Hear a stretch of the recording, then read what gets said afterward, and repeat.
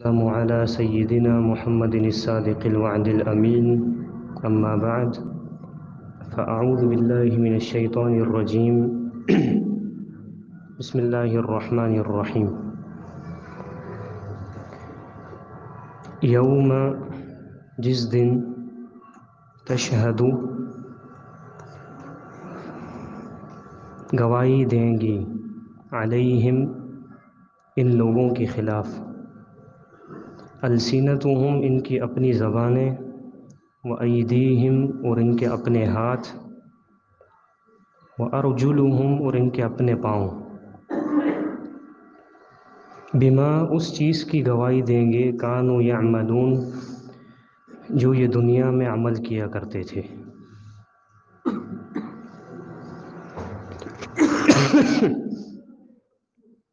یہ سورہ نور کی آیت نمبر 24 ہے.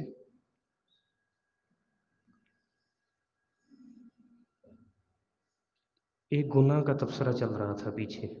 وہ گناہ کسی کی عزت پر الزام لگانا، خاص طور پر ان عورتوں پر الزام لگانا جو پاک دامنہ ہیں اور برائی سے بالکل دور ہیں.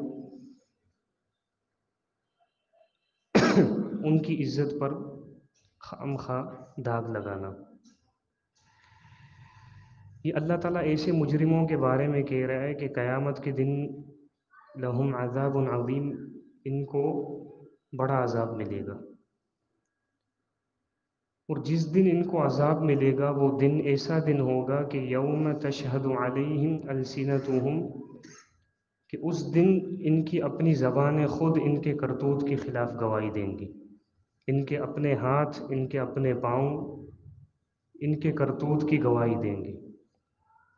لیکن مسئلہ پتہ ہے کیا ہے؟ یہ ہمارے لیے ایک نصیحت ہے. اگر ہم اس کو صحیح تصور میں لائیں تو اللہ تعالیٰ اس ایک آیت کے ذریعے بھی ہماری اصلاح کر دے، ہم سیدھے ہو جائیں. مگر نہ پورا قرآن بھی پڑھ لیں تو ہماری اصلاح نہیں ہوتی. مسئلہ یہ ہے کہ انسان دنیا میں وہ بات کہتا ہے اور وہ کام کرتا ہے جو اس کا دل چاہتا ہے. ایسے ہے کہ نہیں ہے؟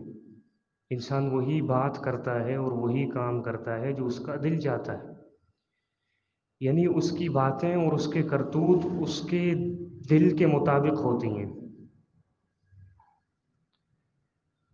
پھر چاہے وہ بات سچی ہو یا جھوٹی ہو، کام اچھا ہو یا کام برا ہو، جو اس کا دل چاہے گا وہ کرے گا. یہ دنیاوی دستور ہے. یہ دنیا میں یوں کہہ لیں کہ انسان کو اللہ نے اختیار دیا ہے. لیکن قیامت کا معاملہ اتنا بھیانک ہے، اتنا ہولناک ہے، اور اللہ تعالیٰ کی عدالت بڑی سخت ہے. اس کی وجہ یہ ہے کہ اللہ تعالیٰ کی دنیا میں نگرانی بھی بڑی سخت ہے. ہم یوں سمجھتے ہیں کہ صرف اللہ تعالیٰ نے 2 فرشتے لگائے ہوئے ہیں، ایک سیدھے کندھے پر اور دوسرا الٹے ہاتھ کے کندھے پر. یہ اللہ کی نگرانی ہے. یوں کہیں کہ اللہ تعالیٰ نے ہمارے پیچھے سیکیورٹی لگائی ہوئی ہے. لیکن یہ سیکیورٹی بہت بڑی سخت ہے. یہ ہمارے لگائے ہوئی کیمرے یا ہمارے کھڑے کیے ہوئے گارڈ یا دیگر صورتوں میں جو ہماری سیکیورٹی ہے اس سے تو کہیں زیادہ سخت ہے اللہ کی نگرانی. اور وہ نگرانی کیا ہے کہ ہم جس جسم کے ساتھ جی رہے ہیں، جس جسم کے ساتھ زندگی گزار رہے ہیں، یہ اللہ کی گواہ ہیں. یہ ہماری آنکھیں، ہمارے کان، ہمارے ناک، ہماری زبان، ہمارے ہاتھ کے پورے، ہمارے پاؤں، یعنی ہر چیز یہ اللہ کا لشکر ہے. یہ کیونکہ اللہ نے ایک جگہ پہ کہا نا کہ وَمَا يَعْلَمُ جُنُودَ رَبِّكَ إِلَّا هُوَ. اللہ کی فوج میں کون کون شامل ہے تمہیں نہیں پتہ. کبھی کبھی تمہیں پتہ بھی ہوتا ہے لیکن تم آنکھیں بند کر لیتے ہو، غافل ہو جاتے ہو. تو مسئلہ یہ ہے کہ یہ دنیا میں معاملہ ہے کہ اختیار دیا ہے اللہ نے بندے کو، جو دل میں آئے کرو، جو دل میں آئے بولو، اختیار ہے تمہیں. لیکن قیامت کے دن اس کے برعکس معاملہ ہوگا، بڑا سخت ہوگا. اللہ کی عدالت بڑی سخت ہوگی، کیونکہ اللہ نے نگرانی سخت کی ہے کہ ہر چیز اللہ کا لشکر ہے. ہم کچھ بھی کر لیں، لیکن اگر ہمارے ذہن میں یہ تصور نہیں ہوگا کہ یہ چیزیں جن کے ذریعے ہم کام کرتے ہیں، ہاتھ کے ذریعے، پاؤں کے ذریعے، زبان کے ذریعے، آنکھ کے ذریعے جو ہم غلط چیزیں دیکھتے ہیں، یہ سب کی سب چیزیں قیامت کے دن اللہ کے سامنے ہمارے خلاف گواہی دیں گی۔ یہ اللہ کہہ رہا ہے ہمیں کہ جس دن ان کو عذاب ملے گا وہ دن ایسا ہوگا کہ عذاب ایسے ہی نہیں دے گا اللہ، بلکہ پوری حجت قائم کروائے گا اللہ ان پر جو گناہ گار ہوں گے۔ یہ تو خاص گناہ گاروں کا ذکر ہے جو لوگوں کی عزتوں پر الزام لگاتے ہیں، ورنہ مجرم سب کے ساتھ معاملہ یہی ہوگا۔ جو مجرم ہوگا قیامت کے دن، ہر مجرم کے اعضاء اس کے خلاف گواہی دیں گے۔ اب ایک سوال یہ ہے کہ اللہ کو کیا ضرورت ہے بندے پر حجت قائم کروانا؟ اس دن تو اللہ کا غصہ ایسا ہوگا، جلال ایسا ہوگا کہ انسان تو سیدھا سیدھا بول دے گا کہ میں نے کیا کیا ہے اور میں نے کیا نہیں کیا۔ آ رہی ہے بات سمجھ میں کہ نہیں؟ قیامت کے دن اللہ کا جلال، اللہ کا غصہ اتنا ہوگا کہ بندے نے جو بھی کام کیا ہے اس کو کہنا پڑے گا، اللہ پوچھے گا، اس کو بتانا پڑے گا۔ اور اس کی جرت، سب سے مضبوط انسان کون ہوتا ہے دنیا میں؟ نبی ہوتا ہے، وہ بھی اپنے گھٹنوں کے بل گر جائیں گے اللہ کے غصے سے۔ اللہ تعالیٰ ہمیں اپنے غصے سے محفوظ رکھے اور ہمیں اپنی رحمت میں داخل کر دے۔ تو یہ حالت ہوگی کہ انسان اللہ سے چھپ نہیں سکتا، کچھ چھپا نہیں سکتا۔ لیکن مجرم جو ہوگا نا قیامت کے دن، مسئلہ یہ ہے کہ اللہ یہ حجت قائم کیوں کروائے گا کہ مجرم قیامت کے دن اس کو پتا ہوگا کہ مجرم ہوں اور اب راہ فرار نہیں ہے، اب اللہ کے عذاب سے چھٹکارا نہیں ہے، جہنم دیکھ لی ہے، اللہ کا غصہ دیکھ لیا ہے۔ یہ ساری چیزیں دیکھ کر وہ وہاں پر بھی جھوٹ بولے گا جو مجرم ہوگا، جیسا کہ اللہ تعالیٰ کا فرمان ہے کہ یوم یبعثهم اللہ جمیعا فیحلفون له کما یحلفون لکم۔ مجرموں کو جب قیامت کے دن اللہ تعالیٰ اپنی عدالت میں پیش کرے گا تو وہ اللہ کے سامنے بھی قسمیں کھائیں گے جس طرح تمہارے سامنے دنیا میں قسمیں کھا کر جھوٹ بولتے ہیں۔ وَيَحْسَبُونَ أَنَّهُمْ عَلَى شَيْءٍ، اور وہ سمجھیں گے کہ ہم لگتا ہے اللہ کو ٹوپی پہنا کے جائیں گے، نعوذ باللہ من ذلک۔ لیکن اللہ فرماتے ہیں کہ اللہ انہم هم الکاذبون، خبردار یہ جھوٹے لوگ ہیں، دنیا میں بھی اور قیامت کے دن اللہ کی عدالت میں کھڑے ہو کر بھی جھوٹ بولیں گے۔ اس کی وجہ یہ ہے کہ اللہ کو جانتے ہی نہیں ہے یہ اللہ کون ہے، اللہ نے کیوں پیدا کیا ہے، اللہ کی ذات کیا ہے، اللہ کے لشکر کیا ہے، اللہ کی سیکیورٹی کیا ہے، اللہ کی نگرانی کیا ہے، ان کو پتہ ہی نہیں ہے اللہ کے بارے میں۔ اگر ان کو پتہ ہوتا تو یہ دنیا میں سیدھے ہو جاتے، اپنی اصلاح کر لیتے اور اپنی زندگی کو اللہ کی بتائی ہوئی رہنمائی کے مطابق گزارتے۔ لیکن ان کو پتہ نہیں ہوگا، وہاں پر کھڑے ہو کر جھوٹ بولیں گے۔ اور جھوٹ کیا بولیں گے؟ اس کی تفسیر مزید اللہ تعالیٰ نے سورہ نام میں ذکر کی کہ ثم لم تکن فتنتهم الا ان قالوا واللہ ربنا ما كنا مشرکین۔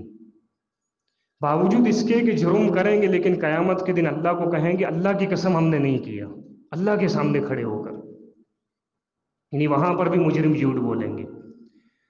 اب ان کے اس کرتوت کی وجہ سے قیامت کے دن اللہ تعالیٰ ان کے اعضاء کو قوت گویائی دے گا، بولنے کی قوت دے گا۔ اچھا جھوٹ بول رہے ہو تو لو، تمہارے اپنے اعضاء گواہی دیں گے تمہارے خلاف کہ تم نے کیا کیا ہے۔ پھر کیا ہوگا؟ ان کی زبانیں گواہی دیں گی، وَأَيْدِيهِمْ ان کے ہاتھ گواہی دیں گے، وَأَرْجُلُهُمْ ان کے پاؤں گواہی دیں گے۔ اور سورہ حامیم سجدہ میں اللہ نے مزید چیزوں کا ذکر کیا کہ حَتَّى إِذَا مَا جَاءُوهَا شَهِدَ عَلَيْهِمْ سَمْعُهُمْ وَأَبْصَارُهُمْ وَجُلُودُهُمْ بِمَا كَانُوا يَعْمَلُونَ۔ ان کے کان بھی گواہی دیں گے کہ انہوں نے کیا غلط سنا ہے، کیا سچ سنا ہے۔ ان کی آنکھیں بھی گواہی دیں گی کہ انہوں نے کیا اچھا دیکھا ہے، کیا برا دیکھا ہے۔ ان کی چمڑیاں بھی گواہی دیں گی، یعنی اتنی سخت عدالت ہوگی بندہ تصور نہیں کر سکتا۔ لیکن کم از کم اپنی اصلاح کے لیے اپنے آپ کو ڈرا تو سکتا ہے کہ اپنی اصلاح کر لیں۔ تو ہمیں چاہیے کہ ہم اپنی اصلاح کریں، کہ ہم جو بھی کر رہے ہیں یہ اللہ کے ریکارڈر ہیں۔ ہمارا جسم جو ہے اللہ کا ریکارڈر ہے ریکارڈر یعنی ایک چیز کو ریکارڈ کرنے والا۔ ہماری آنکھیں بھی ریکارڈر ہیں، جو ہم دیکھ رہے ہیں وہ ریکارڈ ہو رہے ہیں۔ ہمارے کان بھی ریکارڈر ہیں، ہمارے ہاتھ، پاؤں، چمڑی، سب کچھ اللہ کا ریکارڈر ہے۔ یہ یوں نہ سمجھیے کہ یہ جسم ہمارا اپنا ہے اور یہ جہنم سے بچانے کے لیے ہمارا ساتھ دے گا، نہیں، بلکہ یہ جسم بھی اللہ کے تابع ہے۔ اور قیامت کے دن اللہ تعالیٰ ان سب اعضاء کو قوت گویائی دے گا، بولنے کی قوت دے گا، بولیں گے یہ، اللہ تعالیٰ ان کو بلوائے گا۔ اور پھر جو مجرم ہوگا وہ کہے گا کہ لم شہدتم علینا، اپنے اعضاء سے مخاطب ہوگا اور کہے گا کہ تم نے ہماری خلاف، یعنی اپنے آپ کے خلاف گواہی کیوں دی؟ سچ کہہ دیا اللہ کے سامنے، اب جلے گا کون؟ تم خود ہی جلو گے نا، ہاتھ پاؤں خود جلیں گے، آنکھیں خود جلیں گی۔ لیکن یہ اعضاء پھر کہیں گے کہ انطقنا اللہ الذی انطق کل شیء، اصل بات یہ ہے کہ اللہ نے ہمیں بلوایا ہے، جس نے ہر چیز کو بلوایا ہے، یعنی جس جس چیز کو اللہ نے بولنے کی طاقت دی ہے، اسی اللہ نے ہمیں بھی آج بولنے کی طاقت دی ہے، اور ہم تو اس کے ہی تابع ہیں۔ لیکن تم گمراہی زندگی گزار رہے تھے، گمراہی پر مشتمل زندگی گزار رہے تھے، غفلت میں زندگی گزار رہے تھے، تمہیں اس چیز کی خبر ہی نہیں تھی کہ تمہارے اپنے اعضاء اللہ کے سامنے تمہارے خلاف گواہی دیں گے۔ تم سوئے ہوئے تھے، تم غفلت کی زندگی گزار رہے تھے، بیدار نہیں تھے تم۔ اب مسئلہ ایک یہ ہے کہ بندہ اس چیز پر ایمان نہیں لاتا۔ کچھ لوگ ہیں وہ کہتے ہیں کہ اعضاء کیسے بولیں گے، بولنے والی چیز تو صرف زبان ہے، جبکہ اللہ تعالیٰ زبان بھی بندے کے اختیار سے چھین لے گا۔ یہ آیت کہہ رہی ہے یوم تشہد علیہم السنتہم، اس دن ان کی زبانیں گواہی دیں گی۔ کیا مطلب؟ یہ تو جھوٹ کا ارادہ رکھیں گے اللہ کی عدالت میں کھڑے ہو کر بھی، کہ ہم اللہ کے سامنے جھوٹ بول کر اپنی جان چھڑا لیں، لیکن اللہ تعالیٰ ان کا اختیار چھین لے گا۔ میں نے کہا نا کہ بندہ بولتا وہی ہے جو اس کا دل چاہتا ہے۔ اس دن بھی دل چاہے گا کہ اللہ کے سامنے جھوٹ بول کر اپنی جان چھڑا لے، لیکن اس دن اللہ اختیار چھین لے گا زبان کا، اور ان کی زبانیں سچ بولنا شروع ہو جائیں گی، ان کے ہر ہر عضو جسم کے سچ بولنا شروع ہو جائیں گے۔ اب جو عقل پرست ہیں وہ اس چیز پر ایمان نہیں رکھتے کہ اعضاء کیسے بولیں گے۔ مسئلہ پتہ ہے سمپل ہے، مسئلہ یہ ہے کہ انسان اسی چیز پر ایمان لاتا ہے جو اس کے سامنے موجود ہو، جو پردے کے پیچھے ہو اس پر ایمان نہیں لاتا۔ اور اس کی وجہ یہ ہے کہ دیکھیں اللہ کی قدرت بڑی وسیع ہے، لیکن انسان کی عقل چھوٹی ہے۔ اگر انسان اپنی عقل سے اللہ کی قدرت کو گھیرنے لگے، اللہ کی قدرت کا احاطہ کرنے لگے، تو کبھی بھی نہیں ہو سکتا ایسا، بندہ کبھی بھی نہیں مانے گا۔ اس لیے اللہ تعالیٰ نے ماننے کے لیے، اللہ کی قدرت کو ماننے کے لیے ایک نعمت دی ہے ہمیں، پتہ ہے وہ نعمت ایمان کی نعمت ہے، کہ بندہ کہتا ہے اللہ نے کہا میرا ایمان ہے۔ عقل نہیں مانتی، کیونکہ اللہ کی قدرت بڑی وسیع ہے، عقل چھوٹی ہے۔ اگر عقل استعمال کرے گا تو وہ اتنی بڑی چیز اس چھوٹی چیز میں نہیں سما سکتی۔ اس کا مطلب بندے کو انکار ہی کرنا ہے کہ کیسے بولے گا، کیسے ہوگا۔ لیکن اللہ نے مسلمان کو نعمت ایمان دی ہے کہ چلو تمہاری عقل تو اللہ کی قدرت کا احاطہ نہیں کر سکتی، یہ لو ایمان لو اور اپنے آپ کو تسلی والی زندگی گزارنے پر لگا دو۔ اور یہ ہے کہ نہیں ہے کہ ہم جب اللہ کی یہ آیات سنتے ہیں تو ہمارا ایمان کہتا ہے کہ اللہ سچا ہے، یہ ہوگا، اور پھر انسان یقین پر زندگی گزارتا ہے، اللہ تعالیٰ نے جو کہا ہے اس پر یقین رکھتا ہے۔ مگر نہ ایمان نہ ہو تو بندہ مانے ہی نہ کچھ بھی۔ اور اس کی دوسری وجہ یہ ہے، مثال کے طور پر اللہ نے دیکھے، میں نے کہا نا کہ انسان جو سامنے دیکھتا ہے اسی کو مانتا ہے، جو عقل پرست ہوتا ہے۔ اب اللہ نے انسان کو بولنے کی طاقت دی ہے، اور بولنے کا عضو کیا ہے؟ کس چیز سے بولتا ہے بندہ؟ زبان سے بولتا ہے۔ بالفرض و محال اللہ تعالیٰ نے کائنات کا سسٹم ایسا بنایا ہو کہ انگلیوں سے بندہ بولے، اور اللہ کہتا کہ قیامت کے دن اس کی زبان بولے گی، تو پھر بھی بندہ انکار کرتا ہے کہ نہیں ہے ایسا؟ کیونکہ انسان جو سامنے دیکھتا ہے اسی کو مانتا ہے، جو اس کی عقل سے پرے ہے، پیچھے ہے، پردے کے پیچھے چیزیں اس کو نہیں مانتا۔ اس کی وجہ یہ ہے کہ وہ عقل کو مقدم رکھ رہا ہے۔ اگر وہ ایمان کو مقدم رکھے تو وہ آنکھیں بند کر کے اللہ کی بات کو مان لے۔ تو اللہ تعالیٰ تو ہر چیز پر قادر ہے، اس کی قدرت ہم نے دیکھی ہی نہیں ہے۔ اور دوسری بات یہ ہے کہ اگر ہم اللہ کو پہچان بھی لیں، لیکن اللہ کا مکمل علم کسی کو بھی نہیں آ سکتا۔ وَلَا يُحِيطُونَ بِشَيْءٍ مِّنْ عِلْمِهِ إِلَّا بِمَا شَاءَ، یہ اللہ تعالیٰ کا خود فرمان ہے کہ لوگ اللہ تعالیٰ کے علم کا احاطہ اتنا ہی کر سکتے ہیں جتنا اللہ ان کو دے، مکمل احاطہ کوئی بھی نہیں کر سکتا، کوئی بھی نہیں۔ جیسا کہ بار بار آپ مثال سنتے ہیں کہ موسیٰ علیہ السلام کو خضر علیہ السلام نے کیا کہا تھا؟